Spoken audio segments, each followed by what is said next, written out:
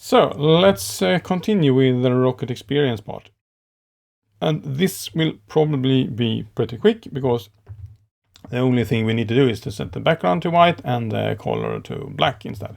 So let's go about and do that. And we have the class here, that is the experience class. So let's use that one, and maybe we should do some kind of experience here. And this class name is probably not the best one, but it will do for now. And then we set the background to white and the color to black and save. And now we're kind of done with that section, but let's continue also with the buttons. The buttons are a little bit more generic, so I will place them up here where I have some common stuff. The class for them are button, and let's see what we need to do here. First of all, we need to set the background color. Background color, and I said that I will not use any measurement here, I will just eyeball. So let's look at that one. It looks like it's slightly blue, or mainly blue, but also I can see a tint of green, but no red.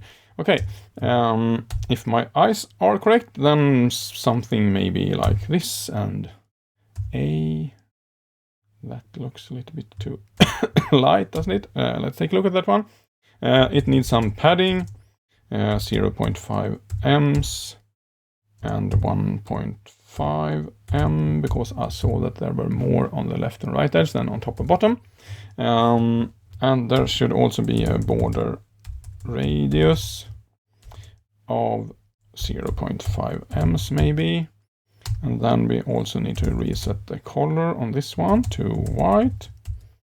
And then we should set the text decoration to none. And finally we should have a text transform to uppercase. Like that. Now they are too light.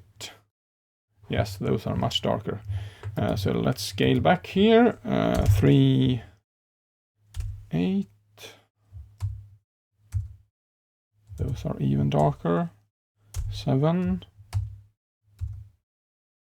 That's close enough. Then they are a little bit smaller.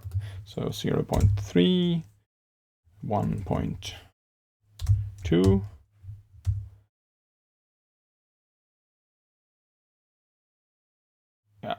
Looks kind of okay. The rounding should be slightly smaller also. Maybe like that. That will be good enough for this one. So let's continue with placing the buttons, because all buttons should be placed to the right edge. And at the moment, this one is placed right, but the other one are placed left, because anchors by default are just inline. That means that they are placed in the same way as the text. We have another problem, as you probably can see, and that is that now they kind of inflict on the space for the prior text. And why is that? Well, because padding adds to the size of the object.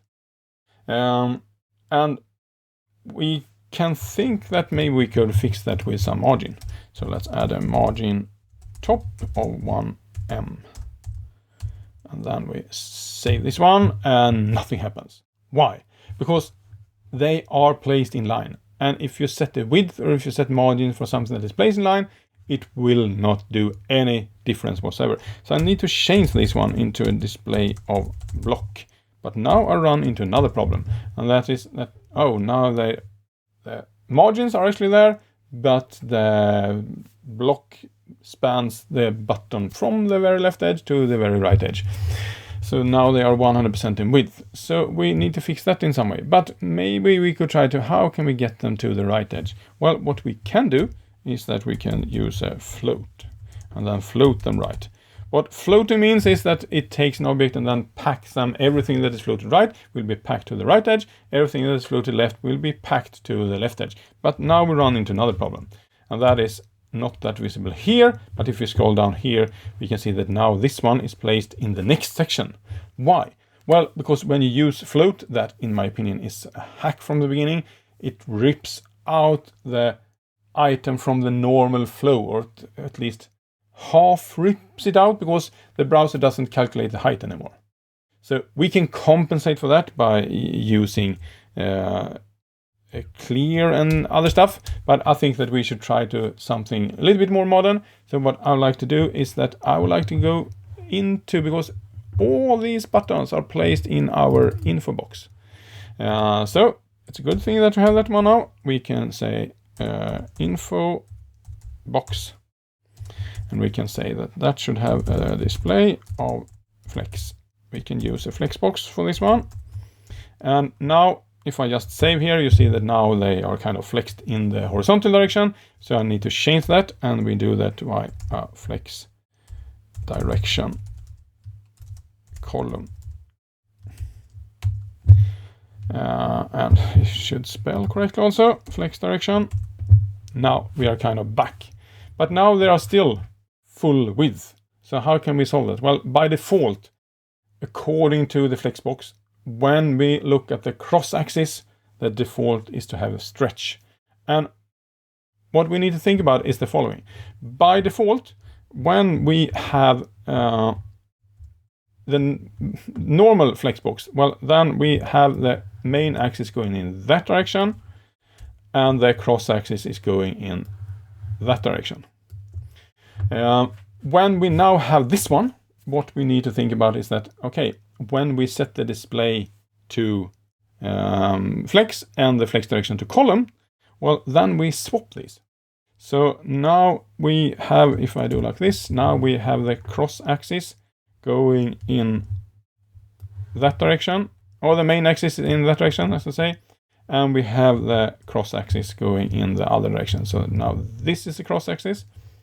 And as the default is stretch on the cross axis, we need to handle that.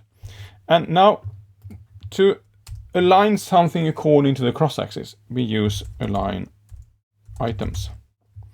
And here you could think, okay, should I set the flex end? Then everything will be placed on the end, and that is the right edge. Well, actually not. I'm going to say that they should go at the flex start. Flex start. Because now we can see that everything is placed on the left edge. But what we can do now is that we can use the button and say that it should align self. And it should align self at the flex end. And now we can save it. And now we can see that every button is placed on the right edge. And we can remove those lines here. So they are all in a good way placed to the right edge, and that is what we were aiming for.